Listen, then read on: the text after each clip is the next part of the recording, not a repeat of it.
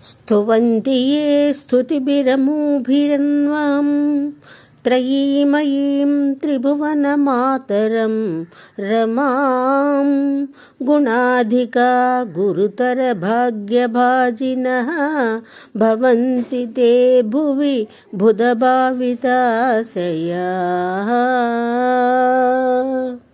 ఇది కనకధారాస్తవంలోని చివరిది ఆఖరిది అయిన 24వ శ్లోకం.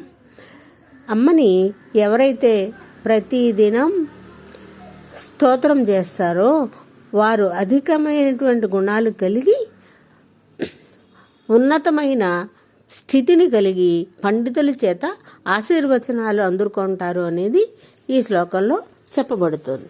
ఆ సౌభాగ్యజనని వేదమాతని మహాలక్ష్మిని స్తుతించిన మానవులకు కలిగే దివ్య జ్ఞాన సంపదలు ఎలా ఉంటాయో ఈ శ్లోకంలో చెప్తున్నారు శంకర్లు.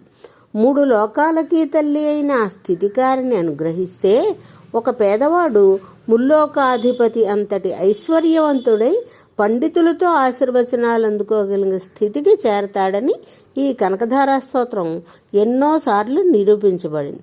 కనుకనే 8వ శతాబ్దం నుంచి ఈ రోజు వరకు సౌభాగ్యవతుల చేత స్తుతించబడుతోంది ఈ స్తోత్రం.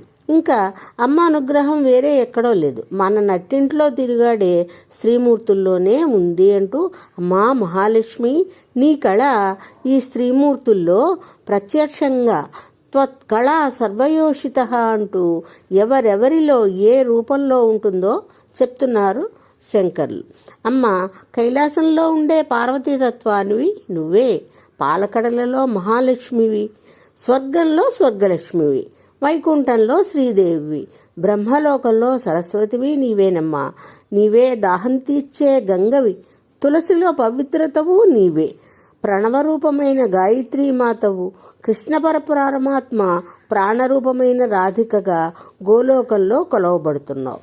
విరజామాతగా చెంపకవనంలో, శతశృంగంలో సుందరిగా, పద్మవనంలో పద్మావతిగా, మాలతీవనంలో మాలతిగా, కుందవనంలో కుందవతిగా, కేతకీవనంలో కేతకిగా, కదంబవన వాసినువుగా, సామ్రాజ్యానికి రాజ్యలక్ష్మిగా, ఇంత ఎందుకు తల్లి ఇంటింటి యందు గృహలక్ష్మిగా ఉంటున్నావు అంటూ మునులు దేవతలు అందరూ కూడా ముక్త కంఠంతో అమ్మని ప్రార్థిస్తుంటే ఆ జయ జయధ్వనుల ఘోషల మధ్య వెలిగిపోయే అమ్మ రూపం ఎంత అపురూపం, ఎన్నో జన్మల తపఫలం ఇది అంటూ అమ్మని ప్రార్థిద్దాం.